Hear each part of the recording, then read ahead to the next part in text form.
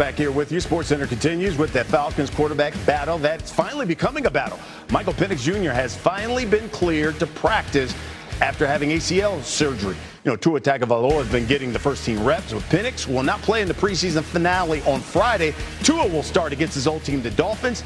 Here's their head coach, Kevin Stefanski. I'm best served, and we're best served by keeping it day to day and focusing on what's in front of us. Really, this was an important week for Mike. First time out there with people around you, the offensive line, the defensive line. And I think going through a drill where you got to move up in the pocket or get chased out of the pocket, whatever it is. So I thought a really good first step for Mike in that regard. But outside of this week, I don't think it's fair to go farther than that. Back with our Super Bowl champ, Booger McFarland. Okay, Boog, so we won't see Penix on Friday. But when you look at this QB battle, and I'm talking long term, who do you believe gives the Falcons the best chance to win this season? Well, I think to call it a battle would be an overstatement. It's really not a battle. Like anytime you get a new staff that comes in and they bring in their own quarterback for competition in Tua Tagovailoa, that tells you who they want to start. You couple that with the fact that Michael Penix is coming off an ACL. He just got cleared for 11 on 11. This really is not a competition. So I would be shocked. I mean, totally shocked if Tua Tagovailoa is not the starter opening day. And quite frankly, I think he gives them the best chance to win football games. They're going to run the football with Bijan Robinson. We know it's going to be a really good offensive line. It's going to be play action pass. They're going to try to get Drake London involved and Kyle Pitts in mismatches down the field. So I don't think this is a quarterback competition at all, B. I think it's Tua Tagovailoa's job. And if he can't do the job and Michael Penix gets healthy at some point down the road, then we may see Michael Penix. But I think for the first month of the season, it's all Tua, and it's Tua's job to lose. Yeah, whoever gets that starting job, man, he's got some weapons on the outside and a great stud running back behind him. Okay, Book, we are exactly 2 weeks away from opening night. The defending champion Seahawks host the Patriots. It's a Super Bowl rematch, but there are some changes on both sides. New England has added receiver A.J. Brown. Seattle lost the Super Bowl MVP in Kenneth Walker. And not all smiles in Pat's camp, though. Pro Bowl corner Christian Gonzalez said yesterday he's frustrated. He doesn't have a contract extension yet. So how much does that Gonzalez contract impasse here impact this Patriots team? It impacts them a great deal because let's understand why. They don't have the greatest pass rush coming off the edge. Now, in the middle of their defense with Christian Barmore, they have some pass rush coming up the middle, but it takes a little time. So what does that mean? You need really good cover guys on the back end, and Gonzalez is that. He's one of the best man-to-man cover corners in football. He can play zone, and that gives those defensive tackles, Milton Williams, Christian Barmore, who I mentioned, time to get to the quarterback. So this is not like a team like the Houston Texans that have great edge rush. They have great interior rush, which means you need some coverage on the back end to allow those defensive tackles to get to the quarterback. So it's imperative. Sometimes, man, we just make the really simple hard. If you're New England, understand this. He's one of the top 5 cornerbacks in football. Go ahead and pay the man. Yeah. I mean, the bar has already been set by Witherspoon. If you don't want to give him $1 more, give him $1 less. I'm sure he's not going to throw the deal away because it's a couple dollars less. But they need Christian Gonzalez based on how they play defense and their lack of perimeter rush coming off the edge. Yeah, by the way, Gonzalez didn't attend the majority of the Pat's voluntary offseason program. And at their mandatory minicamp, Boog, on June 9th, he said he hoped to, quote, be rewarded as a Patriot. We'll see if he gets his money. All right, Booger, holding it down for us. Back to the NFL. Steelers coach Mike McCarthy says the team has reached a contract impasse with cornerback Joey Porter Jr. He's been on the PUP list with a back injury, but the lack of an extension looms larger. Fellow DB Jalen Ramsey was activated off the PUP list on Monday. He asked about Porter. We need the whole secondary out there. They got to pay Joey Porter, and we got some other guys that are out as well. So the secondary has not been out there together yet, so I can't answer that for you. All right, thanks, Jalen. All right, our Steelers reporter, Brooke Pryor, is here with us. All right, so give us the latest with Joey Porter Jr. in the contract. Yeah, look, we asked Mike McCarthy 2 days ago if Joey would remain on PUP for the foreseeable future, and he said, well, it's a business situation. That's what he's dealing with. Now, PUP means physically unable to perform, so I followed up and I said, is he still injured? And Mike McCarthy said, well, yeah, he's still on PUP. But we know that at the heart of this is a contract situation, right? And I've been told that there hasn't been any meaningful progress between the two sides. A date that I would keep in mind, though, is Sunday, August 30th. This upcoming Sunday, that's roster cut down day. At that point, if he remains on PUP, then he has to miss the first 4 weeks of the season. So that suggests that something is going to happen in the next couple of days to force things to go one way or the other. Now, I asked veteran inside linebacker Landon Roberts if this was a distraction to the team, right, to have Joey dealing with this, sitting out. And he said, no, Joey's a good guy. He is always about his business. And we know that when it's time to ramp up,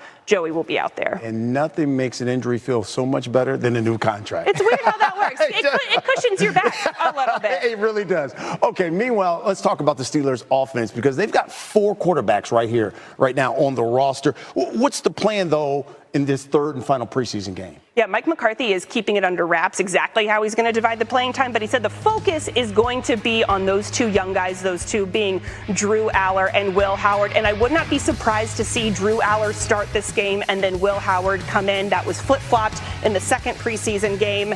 And look, they have a big decision to make because Mike McCarthy has never had 4 quarterbacks on the 53-man roster for week 1.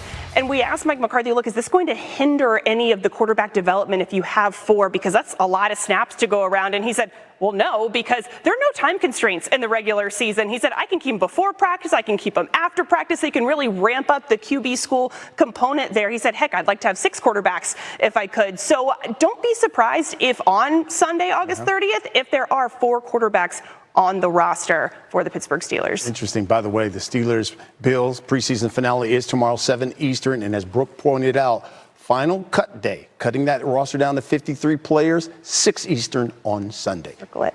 That is NFL, where the Commanders and Ravens holding joint practice ahead of their preseason game against each other on Friday. It is a season of redemption for both squads. Baltimore and Washington had high hopes going into last season. Neither made the playoffs. Earlier today, our Sal Paolantonio caught up with Ravens head coach Jesse Minter to talk about Lamar Jackson. You know, it's kind of amazing. He's going to be 30 in January. He's already got 2 MVPs, and now you throw him into a new system, and he's embracing it like this. Yeah, that's the type of guy that he is. You know, he's an ultra competitor. You know, he's coming off a season where between his health and you know, that he wants to kind of prove himself, I think, of what caliber player he is. He's done that over time, and I think he's very, very eager and hungry to be the Lamar Jackson that we all know. You know, with Lamar Jackson running the offense and the addition of Trey Hendrickson on defense, expectations are high as ever in Baltimore. Ravens are the co-favorites with the Bills to win the AFC, and they have the shortest odds to be the conference top seed overall. All right, let's welcome in our 2-time Super Bowl champ, Booger McFarland. And Boog, what do you think Trey Hendrickson, what can he bring to this defense, which surprisingly ranked 30th last season in sacks? What can he do to elevate them? Well, I think it's going to be a couple of things. Number one, I think he's going to bring a fresh memory. Let's not forget, Baltimore has not been their best when their best has been needed, but he hasn't been there. So he's going to bring a new invigoration, a new memory when it comes to that. And then the second thing, which is probably the most important thing, being he's got to bring pass rush. He's got to get to the quarterback. I know they have Nnamdi Madubuike inside. He's going to bring that pressure up the middle, but they need juice off the edge. Remember, they tried to trade for Max Crosby. That trade fell through, so that's why we wound up with Trey Hendrickson. He's got to be a double-digit sack guy coming off the edge because this defense, although they're pretty good on the back end, you can't cover all day. So Trey Hendrickson has to be as good as advertised when he was in Cincinnati, averaging 15, 16, 17 sacks a season. Yeah, Hendrickson's 39 sacks over the last 3 seasons, third in the NFL, despite missing 10 games last year. Our Sal Paolantonio also caught up with the Commanders QB Jaden Daniels earlier today. Listen in. Coach Quinn told me that you guys sat down in January and put out a roadmap of how you were going to get to the season. Yeah. And is it on track right now? It is on track. It is on track. This was a great opportunity to come out here and play against Baltimore, practice against them. Should say throw a great game on Friday and on the week 1. What are some of the ways this new system is going to help you be a quarterback in the NFL in year 3?